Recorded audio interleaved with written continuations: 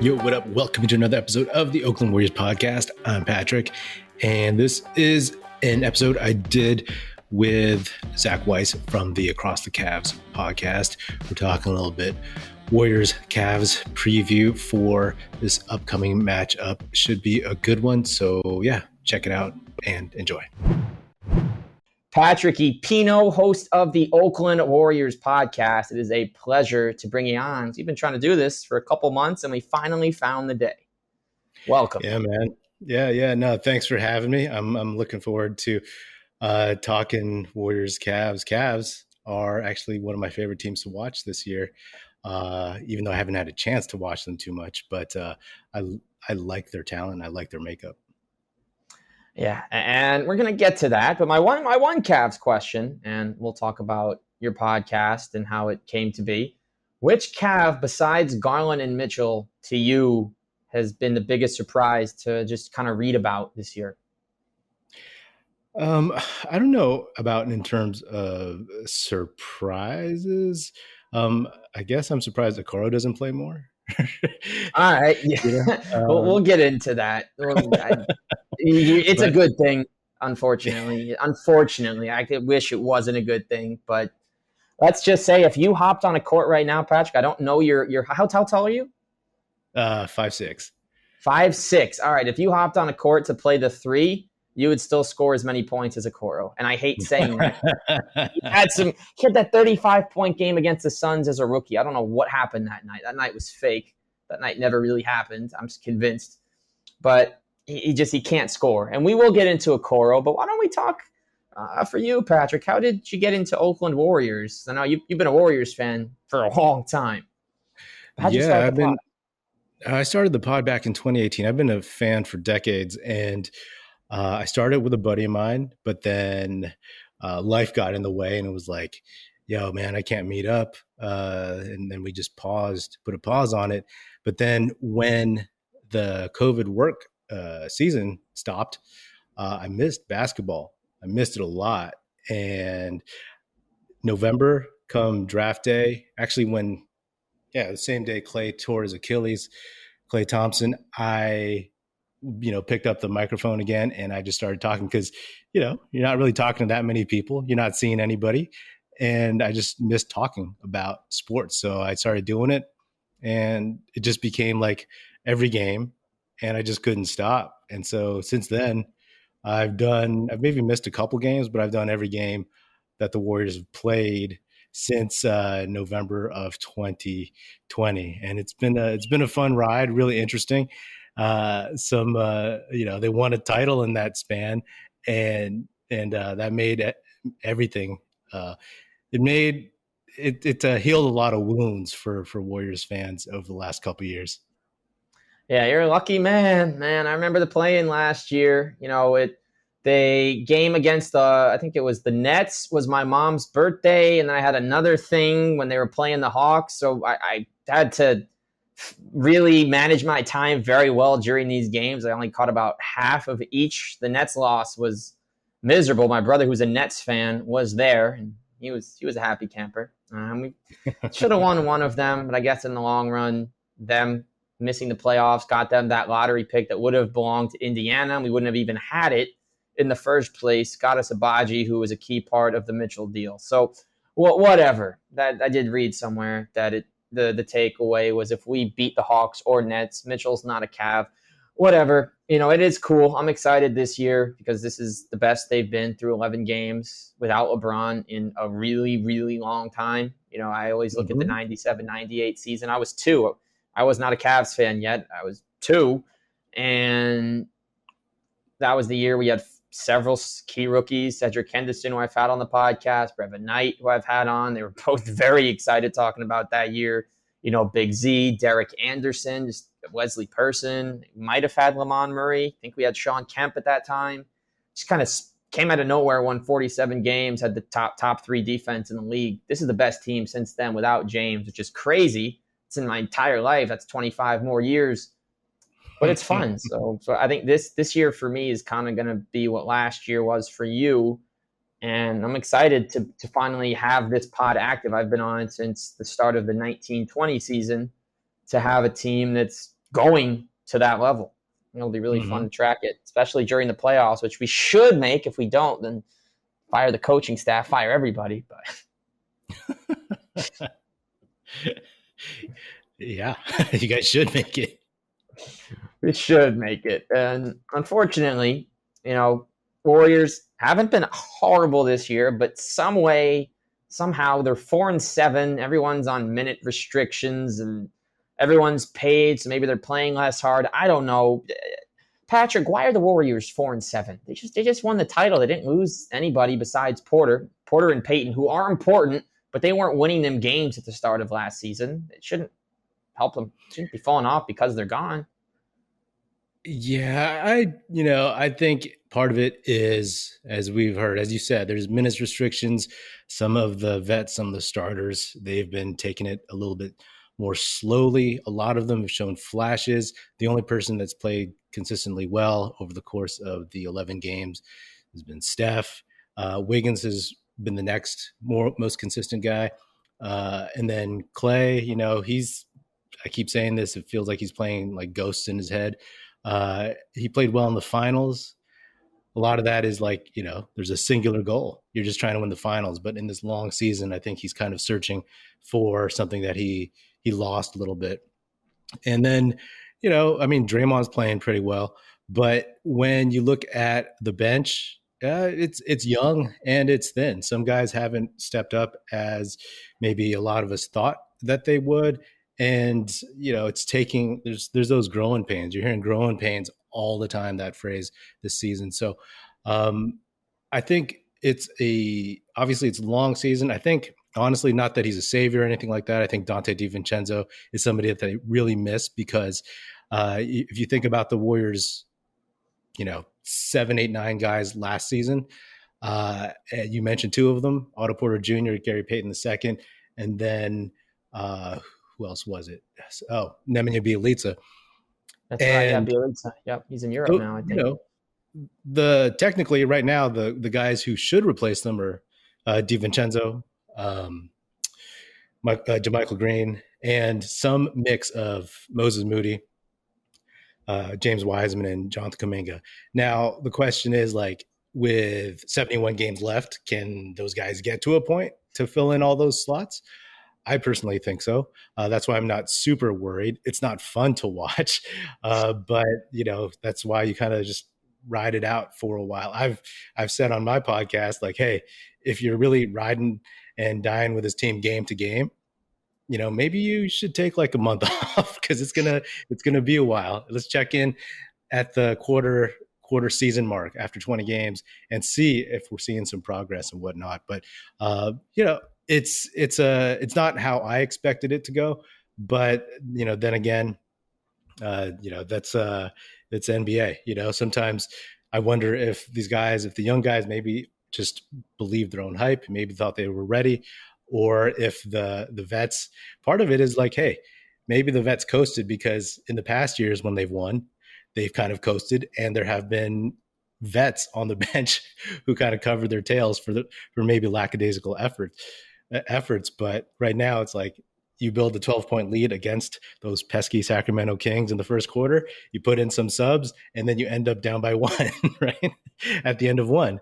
So it's definitely an interesting ride. And I've said that this Cavs game, hey, when we first talked about doing this episode, I was like, oh, this is going to be a fun matchup. Now it's actually more of this is an interesting barometer, an interesting test for the Warriors. So I'm looking forward to seeing how that goes. And if the Warriors win, great, that's 2 in a row. If they lose, there's going to be a lot of hand wringing all over Warriors Twitter, which I actually don't go on very often.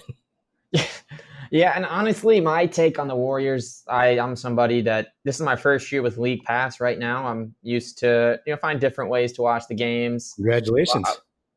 What was that? Congratulations. Yeah, thank you. Yeah, my brother and I are sharing League Pass this year. Big move. He's a Nets fan. He just moved from New York to Florida, so he needs it. Obviously, I'm a Cavs fan who's in New Jersey, so I don't have the local issue. And I've always been someone that watches a ton of NBA TV every Wednesday when I'm around. I'll put on Crunch Time whatever, many of the great hosts they have. But on the Warriors, just getting back to that, I've watched 95% of the NBA playoffs. I've probably done that for the last 15 years. And going back to my early teen years. And I think about this year's Warriors having just, really following the playoffs, obviously, unfortunately, too close for those 4 years where you got us 3 times. We're past that, though. And then in the playoffs, you got all your top guys. You got your Steph, you got your Clay. He's coming back into form. Draymond's making plays, and Looney's playing incredible defense that no one's really talking about until you get to the later stages of the playoffs. And you got your Wiggins. Then you go to the bench. Peyton comes in and makes plays. When he goes down, next man up. Bielitsa had some huge playoff moments for them. And it's just everyone comes in and gets it done. Otto Porter, obviously, little Juan Toscano. And then I see now, I'm kind of shocked because I see they plug in Kuminga. He plays good defense. He'll play anywhere. Moody is a sniper when I watch him play. I'm just surprised that they haven't been as good as the sum of their parts when, honestly, Patrick, my thought on the Warriors is when you have that starting 5, just plug and play with random stars and it would work. That's my surprise. It hasn't with guys like JaMychal Green. And obviously, good DiVincenzo should be back tomorrow, so I'll see him firsthand. I'm just surprised. Yeah, I mean, we're all surprised. I was doing podcast episodes saying like this might be the most talented Warriors team of the dynasty. And I guess on paper, in terms of their pedigree, yeah, sure, but some of the pieces it's just not, there's no urgency right now. I think Steve Kerr talked about that. And you felt it during that 5-game 0-5 road trip. Like the first game against Charlotte, you want to see effort, right? We've all seen our teams play with poor effort, even if they're good, especially when they're bad. And, a couple of those games, it was just like, well, what are they doing? And I think that, with the Warriors, I look at their top 6, right? The 6 that were proven, and that includes the starters and Jordan Poole.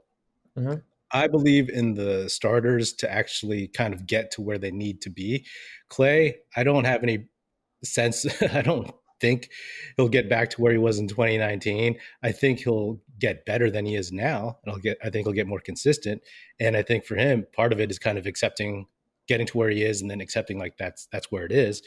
But then, you look at someone like Jordan Poole, who just got paid, and he's improved every single year. And a lot of people didn't believe in him when he got drafted. I didn't believe in him. His rookie year, he was god awful. 20% shooter. Yeah, like he had no real NBA skill, like nothing to hang your hat on. And credit to him, he made it work. But right now, even him, he's playing pretty loosey-goosey. He does a lot of stuff where, his shooting is not consistent. He'll have some games where he's just like, lights out, but then he'll have games where he's like 3 for 12. And as he's only 23, so as the leader of the second unit, oftentimes it's like he tries to do too much, and he also makes mistakes regardless. And, hey, great, for making mistakes when you're actually like trying to make plays. I love that. But I think someone like DiVincenzo can take some pressure off of him, balance that out a little bit, because they couldn't both play on ball, off ball. Talking about the top 6, I think that, talking about the top 6, it's like I said, can they find the 7, 8, 9 guys to go deep into the playoffs? And honestly, that's definitely it. There was part of me that wondered if, the whole Draymond punching Poole thing was going to linger a little bit. And, for all intents and purposes, it hasn't. But you got to think that maybe that had a bit of a kind of an emotional lull for the team early on. So, we'll see. Yeah, and the funny thing, or maybe it's not funny, but the crazy thing is when we get big news from any player in the NBA, like they've been living a normal social life. And by saying it's like social media life, Twitter life, they're posting, they're retweet, whatever, they're just having fun. As soon as they come in the news, it's kind of whack to think that whatever. We knew that Draymond knew for a few days what he did. It's just when it got leaked, it's kind of funny. They act all normal, knowing they did what they did. It's not going to leak, and then everything changes immediately in the immediate aftermath, and then everyone gets ratioed and this and that. It's just crazy that if that video didn't get leaked, we might never really know what happened. So it's Mhm. just it's wild the way media works and how just leaks and trust, whatever. I mean, I'm glad it did get out so we understood what happened, because that's, I mean, if it was me and I was in the front office, I would have suspended him. I would have made him sit down with Jordan and really just talk. They're teammates. They won a title together. It's not about forcing. It's just making sure they're, as people with the same goal, they do that. I'm not going to dwell on it. We can come back to this in a bit, but it's definitely something to see Draymond doing his thing, promoting his podcast, and all of a sudden stops when he gets caught, says nothing for a couple of days, then goes back doing his thing when the news cycle drops it. It's just it's a weird market. It's a weird time that we're in with NBA media and media in all sports like that. Yeah, I mean, this is one of the weirdest early NBA seasons I've ever seen off the court, and it's actually really just I'm kind of over it. I just keep talking. Like when the Draymond thing happened, I said my piece on it, and after maybe a couple episodes, I was like, I'm just going to whatever happens in between the lines. That's kind of what I'm talking about, because everything else is just it's just noise. Not saying it doesn't matter and it's not relevant, but it's my show. I don't want to talk about it usually, I'm with you, like man. on my show. But at this point, yeah, I mean, I said before it came out, the day before it came out, I was like, thank God there's no video of it. And then there was video of it the next Da, da, day. da, da. It's like, yeah, and this is what happens. And to me, it wasn't so much about taking a stance. I mean, I thought he would get suspended maybe 5 games, but it's not so much like taking a hard stance for me. It's like just the chatter, all these moralists coming out who don't even watch basketball, and it's just like you said, pouring it out on online and on social. And it's like that's the kind of noise that a team coming off a title, when they're in, they went to Japan, had some good times, played with some hedgehogs, and then Jordan Poole gets punched in the face. Yeah, but at least it didn't leave any damage. The leaks showed it worse than it was. Nonetheless, let's move on to the matchup we are previewing, which is in fact the Cleveland Cavaliers versus Patrick's Golden State Warriors. And just to look at the last, so the Warriors have actually won 10 straight. I'm looking at Land of Basketball. We have not beaten you guys since Christmas 2016, when Kyrie Irving, who was still cool, he is anything but, no positive to say about him. We'll hold that for another episode, maybe way later. But he hit the game winner that day against the Warriors. And then we lost by 35, 7, 10, 24, 6, 19, 31, 18, 15, and 14. We're not going to talk about last year's games either, the second of which Clay came back.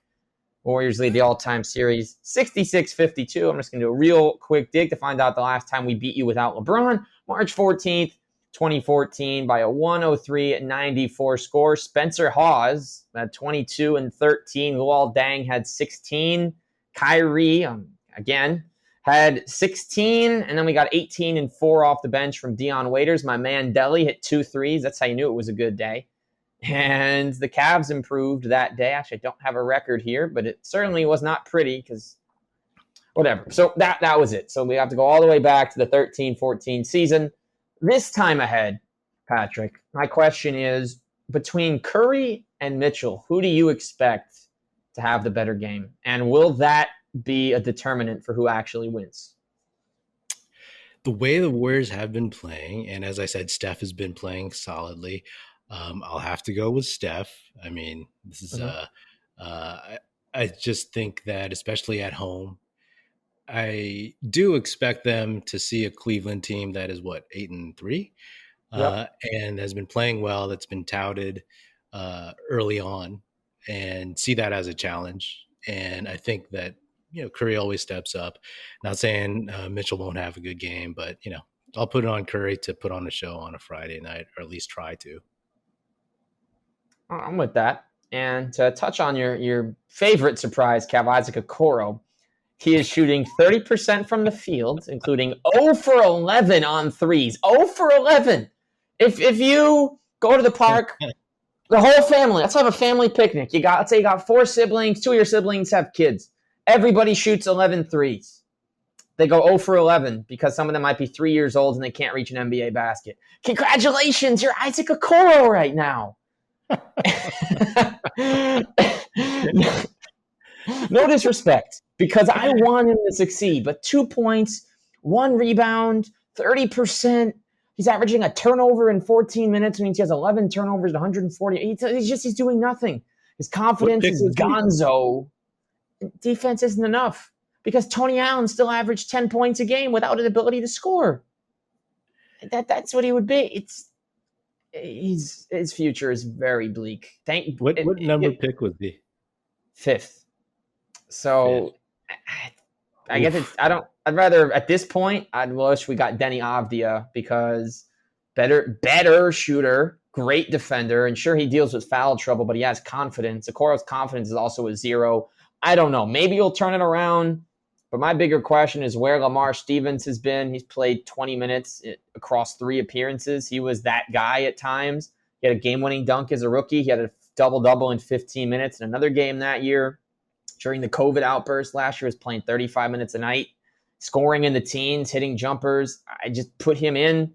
The guy I like, Patrick, and you're going to learn a lot about, you've definitely read about, is Dean Wade. Any early thoughts on him? I know you probably haven't seen a ton of footage yet. At least this season. Not. Yeah, I have not. I think the episode you did with Peter Kennedy, I think you talked about Dean Wade, and I was like, oh, okay. So he's good, apparently. Oh, he's solid. So he's known for something more than his first initial and his last name. Oh no, the D Wade joke is great because every time you say Dean Wade, it sounds like you're saying D Wade. And we've had there's only been 2 D Wades in NBA history, and they've both played for the Cavs, obviously. And Dean Wade, 7 points, 3 boards, 50% on threes. He's got a couple of poster dunks. Last year, he was playing great defense. I went to Nets Cavs last November. We lost because they had no bigs except for Kevin Love. But he finished the day with like 33 minutes played, and he was in Durant's face on every shot. So Dean Wade, I think, is the unsung hero so far. He did make the 6 threes against the Knicks a couple weeks ago. And then for you guys, I haven't seen a ton. I mean, I've read a lot of negative things about Jordan Poole, and I know he has good games and bad games, but he's not actually getting demoted in any way, right? He's still going to be 25, 30 minutes. It's just it's a struggle, right? There's nothing extenuating happening. Yeah, I mean, Kurt, because he's kind of proven in the playoffs and Kurt trusts him a little bit, he's letting him play through. And also because there's no one else to go to, especially on that second unit. If when DiVincenzo gets back, I mean, DiVincenzo's probably going to look really rusty since he had a hammy issue. And I think that's when Kerr will have some flexibility with all that stuff. So I think Poole, I think, he's always been high variance as a player. And if you go back to when he broke out at the end of last season, he was awesome against the Nuggets in the playoffs, right? Everybody's talking about what's the new nickname for this lineup, this new death lineup. But then throughout the playoffs, he was abused on defense. He had to sit. His inconsistency came up in other rounds. I still believe, obviously, that he can get better. But right now, it's not like he's at the level of where he'll be when he's 25, 26, 27, So, and it could be also he's trying to prove that he is worth that. I'm curious because, when he played against Tyler Hero the first time in San Francisco, he showed out. He showed out better than Tyler Hero. In Miami, a couple days later, Hero looked a little bit better. I'm curious, just how, as an athlete, he kind of rises to the challenge of playing against Garland just because they're in the same draft class. That's always something for anybody in the NBA. And, I'm a Garland fan. I was a fan of his father. I used to watch his father play at the Oakland Coliseum. Shout out Winston. And I was like, once I found out that was his kid, I was like, oh yeah, I like that kid now, So, that's a matchup I'm particularly looking forward to, especially since I won't get the matchup I've been wanting for over a year, which is the Mobley Wiseman matchup, which we probably won't get actually. If it was me, we would get it, but I'm not the coach of the Warriors. No, we'll see. And I look at Jordan Poole, and as I was thinking about what to respond with when you started talking about Jordan Poole, I'm like, wait, all the guards that come out of Michigan play good defense. And then the names I thought of, though, after that were Tim Hardaway, Nick Stauskas, Duncan Robinson, Trey Burke, no disrespect to any of them, but I'm starting to realize that all these Michigan guards that get it done in college don't do it with the defense. They're good enough in college where it's not a call out, but all these guys that struggle with defense in the NBA. Now Hardaway, I think, has gotten called out the least because he played the fewest high stakes games of all these guys. But I mean, hopefully, I looked at him coming into the NBA. He had the little man bun, like samurai action going, kind of like Darius has, but on a lower level.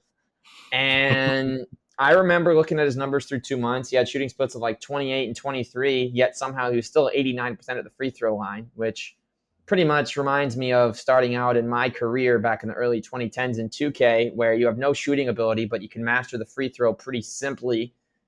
And that's kind of, and then I know eventually he turned it on. He was getting hot. I think he played one game with Steph that entire year because I think Poole began the year in the G League, unless I'm thinking of the following season, because Steph played that one game, then he got the flu, and then COVID hit.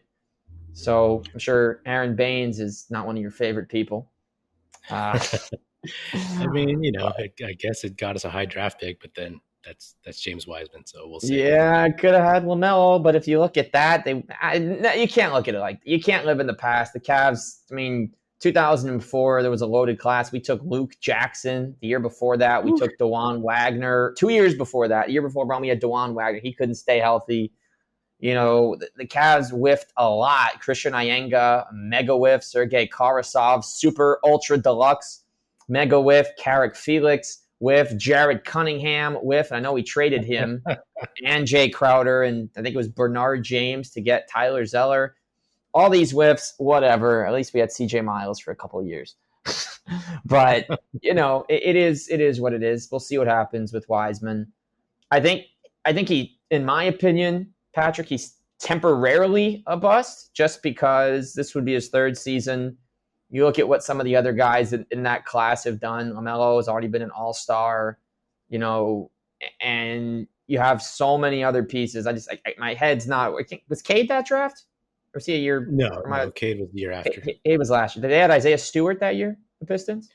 Yeah, they came up together. Yeah, Isaiah Stewart. They played in high school a lot, and I always watch those Pistons games, those Wiseman Pistons games, because Isaiah Stewart, just in the most recent road trip, just does things like that. Why he comes after Wiseman, those guys were like at the top of their draft class for a while, so that's always a barometer for me as well. And in terms of a bust, I mean, someone's a bust, I guess. I that's fine. I'm not gonna take offense to calling Wiseman a bust, but I'm a fan. I believe in the kid, but it's also right. He just passed his 50th game of his career.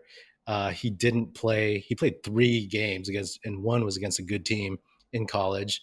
And then he needs to get playing time, plain and simple. And that's something. It sucks because last year, if he was healthy, he could have come along more slowly because they had more vets and there was more of a cushion. This season, it feels like he's getting some of the pressure that he got his rookie year. Even though they weren't great his rookie year, people were expecting a lot from him. And to me, the bar for him this season was low. It was be healthy, stay healthy. And I think when you see the talent and what he can do, it's easy to get ahead of yourself and just be like, well, we want this, that, and the other. Granted, the simple things like setting good screens, boxing out, and rebounding have come up as issues. But I want to see how he looks, mid-season, right? I'll call him a bust if I think he's a bust eventually. But I've made good calls in my lifetime. I've made bad calls. I thought Mike Dunleavy was going to be good. I thought Anthony Randolph was actually going to be Mike good. Dunleavy was good. Who? We had him at the end. Mike Dunleavy. Oh, we're talking about player, right? Not the coach. Mike Dunleavy Jr. He was a number 3 pick savior after Yao Ming and Jason Williams before the injury. All right, that's okay. That's another story. Okay, yeah. I didn't know he was drafted in 2002. Thought it was earlier. No. He was. I was like, that was the era of those when big wings started becoming a thing, like Lamar Odom, Troy Murphy, right? And Troy Murphy. I was like, dude, that was a year later. Wait, year later. Anyway, uh, Anyway. yeah, but I was like, Mike Dunleavy, that dude's the white Lamar Odom. That's what I said. NBA fans, the NBA action is just getting started, and so are the incredible offers at DraftKings Sportsbook, an official sports betting partner of the NBA. New customers can make any $5 NBA pregame moneyline bet and get $200 in free bets if your team wins. Check this out. Right now, everyone can earn up to a 100% boost with DraftKings stepped up same game parlays. Go to DraftKings Sportsbook app, place a same game parlay, and combine multiple bets like which team will win, total rebounds, total points scored, and more. Even though the Warriors have had a rough start, how can you not bet on them? With payouts bigger than ever, DraftKings Sportsbook is where I go to bet on the NBA. Download the DraftKings Sportsbook app now. Use promo code TBPN. Make any $5 bet this week and get $200 in free bets if your team wins. Only at DraftKings Sportsbook with promo code TBPN. Minimum age and eligibility restrictions apply. See show notes for details. Finishing up on this draft class too, talking about his opportunities. A lot of teams whipped. So T-Wolves got Ant. Bulls fans already think Pat Williams is a bust. I'll wait on that one. Okongwu hasn't had proper opportunity, but I think he's going to be a beast once Capella's gone. Killian Hayes is absolutely atrocious. Obi Toppin needs more. Obi needs more minutes. Avdia's in a good situation. Jalen Smith just had to get traded. He's fine. Suns messed up. Vassell is amazing. He was just needed to wait an extra year. Kings and technically drafted Sabonis that year. Pelicans totally dropped the ball with Kyron Lewis even when he's healthy. Celtics got Neesmith, led them to Brogdon. Fine. Cole Anthony's a beast. Isaiah Stewart is awesome. Pokashevsky, I don't have any words yet. Josh Green is really fun to watch on the defensive end. Sadiq Bey was an amazing get for the Pistons. Achua, the Heat, helped him get Kyle Lowry. Fine. The teams that did well. There were some whiffs. Maxey, Dub, Najee, so far an L because he can't beat out DeAndre for minutes in his third season. Bolmaro helped the Wolves get Gobert, RJ Hampton, whatever, just finishing out here. Quickly, beast. Pritchard, beast. Azubuike, doesn't really matter. It won't make any difference if he's good or bad. They got Olynyk, they got Kessler. Lakers, Timberwolves, Jaden McDaniels, W. Raptors, Malachi Flynn, W. Desmond Bane, W. So, you look at all these guys that were never going to be the second pick who could have been amazing, but we took Okoro number 5. So what do we know? What do I know? Did you say Halliburton at all?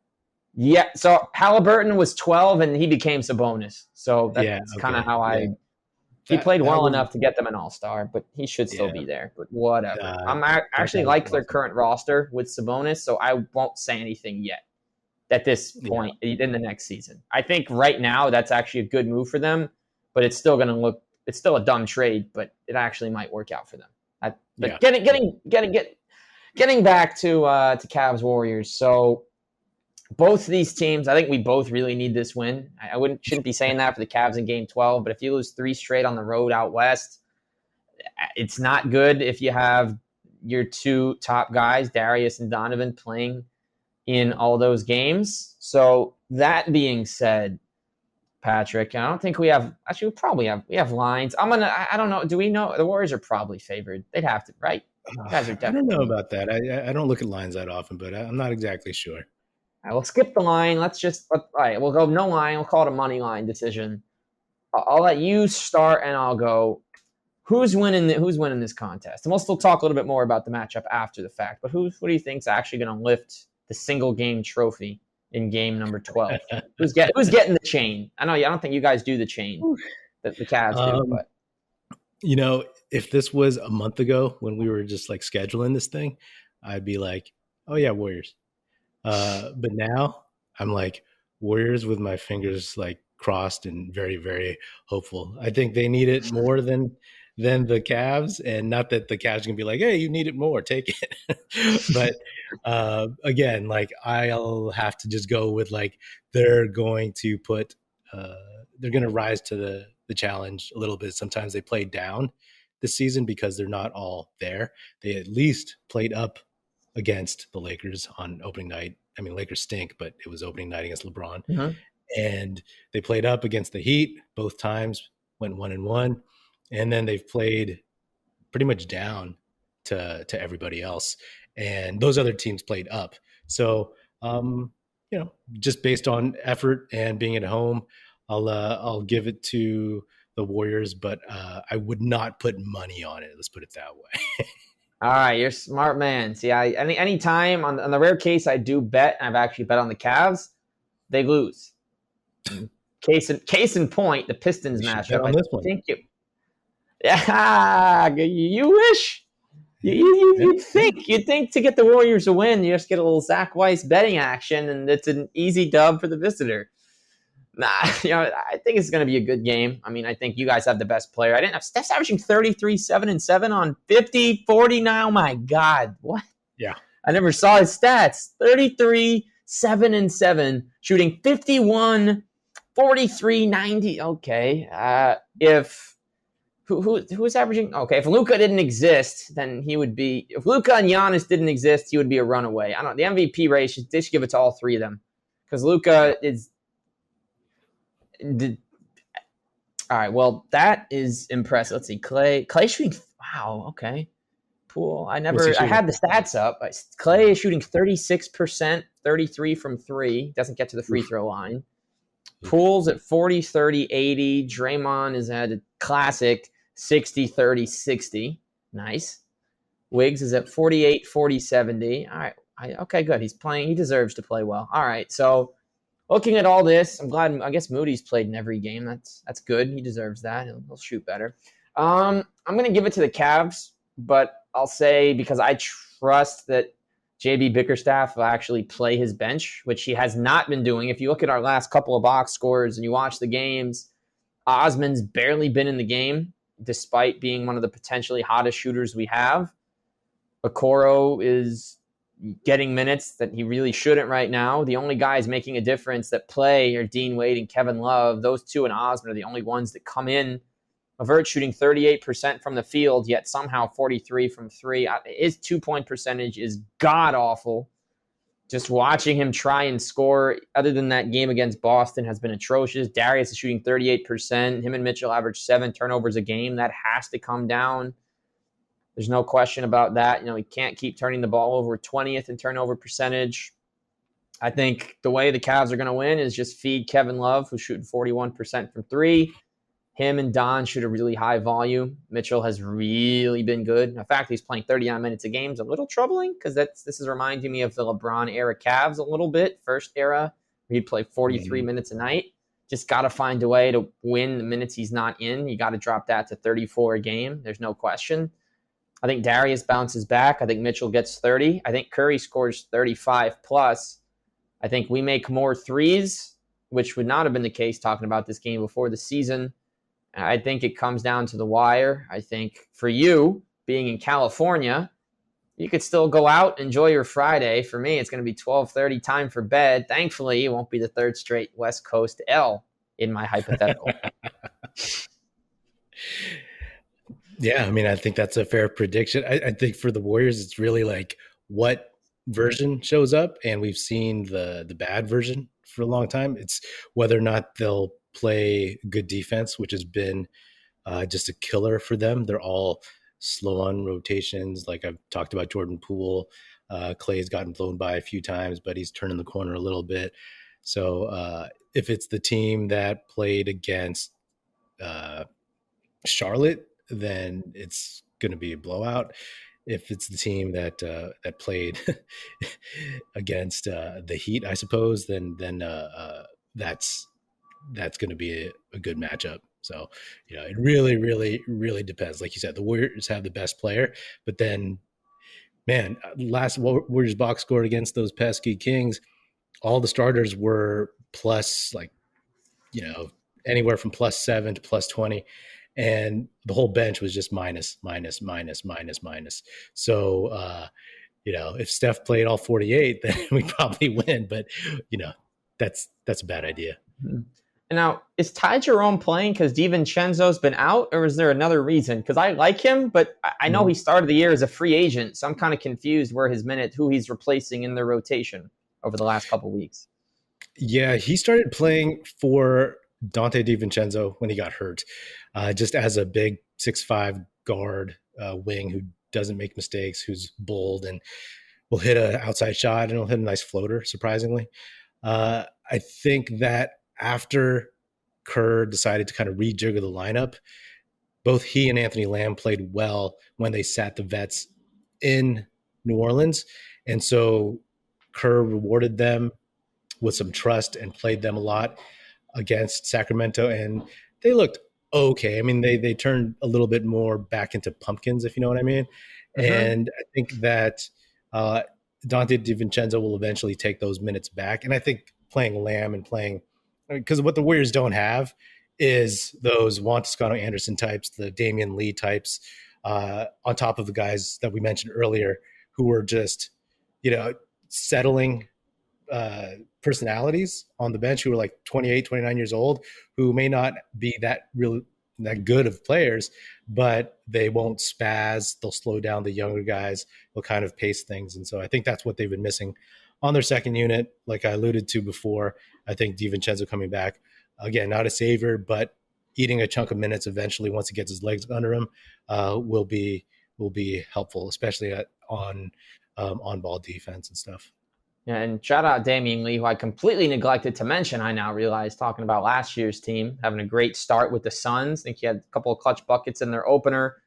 Had Mm-hmm. his game winners while Steph was out, even while Steph was in. I remember his game winner a couple of years ago. He's had a lot of good moments. So he's a guy that people clowns. Oh, he's Steph's brother-in-law, but he was a top 10 player on the team that just won a title a year ago. So just shout out to him for that. He obviously deserves that recognition. And well, we'll see. I'm sure the Warriors can find a way to make a deadline move when the time comes. I don't know who that is or who they have that gets traded. I don't know, but I do think you guys would really benefit if JaMychal Green can just play with confidence, because I've never loved his game. I liked him on the Grizzlies, didn't love him on the Clippers, did not love him on the Nuggets either, to be completely honest. Like, I liked when Boogie was in more than when he was in last year.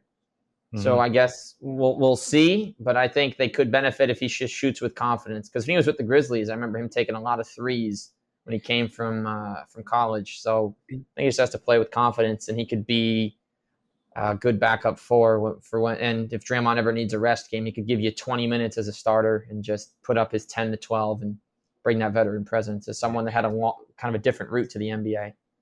Yeah, I think JaMychal Green, like I really like that pickup over the summer. Um, it's a little bit of a different fit that I think they need to massage uh, because he is, you compare him to say Otto Porter Jr., who was like a 4-3. This guy's a 4-5, right? So where the Warriors kind of have a glut on their bench is like 4-5. Kuminga, even though he was drafted as a small forward, he's more of a power forward right now in terms because he doesn't have enough ball skill or decision making is not where it needs to be. And he's a small ball center. Wiseman, obviously a center. So what they're missing a little bit is that, another three guy. And that's where Moody slides in. But Moody is still just 20 years old. And even though he's really, I was not that mature when I was 20 years old, but he still makes mistakes and he still has his flaws. Of course, he's not polished. And sometimes his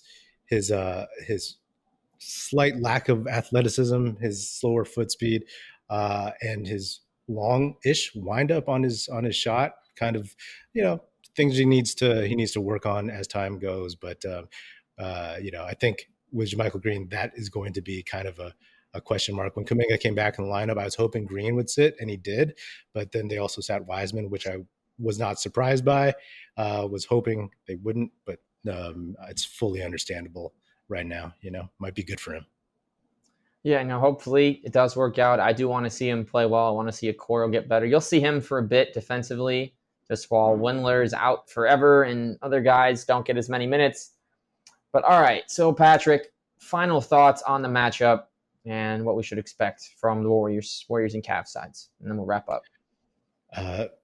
Final thoughts are, you can get probably the Warriors' best punch, not the season ever, but like in the last 11 games, like the early season.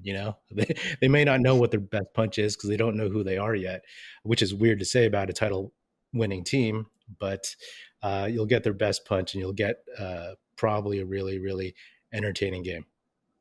All right, I'm absolutely with that. And for me, I think Steph is going to absolutely show out. And I think on the Cavs side, Garland is not going to turn the ball over 7 times and shoot 2 for 12 again. So if both of those things happen, I'll enjoy myself. But Patrick, it has been an absolute pleasure finally slicing it up. So tell everybody here where they can find the Oakland Warriors podcast. Yeah, you can find Oakland Warriors on wherever you listen to podcasts. You can find us on YouTube, youtube.com/Oakland Warriors.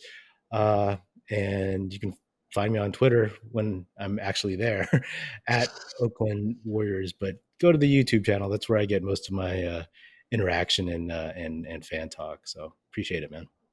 You got it. So for Patrick Epino, I'm Zach Weiss. This has been the latest installment of Across the Cavs. We got Cavs versus Warriors tomorrow night. We'll talk to you after that game.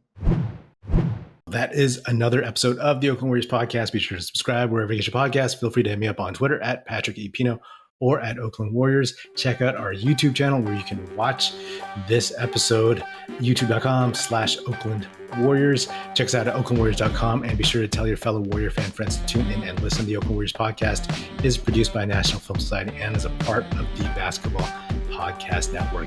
And if you're so inclined, please do leave us a 5-star rating on Spotify and Apple Podcasts. And if you want to leave us a nice review saying good stuff about the show on Apple Podcasts, that would be hugely appreciated, and it would be very, very helpful.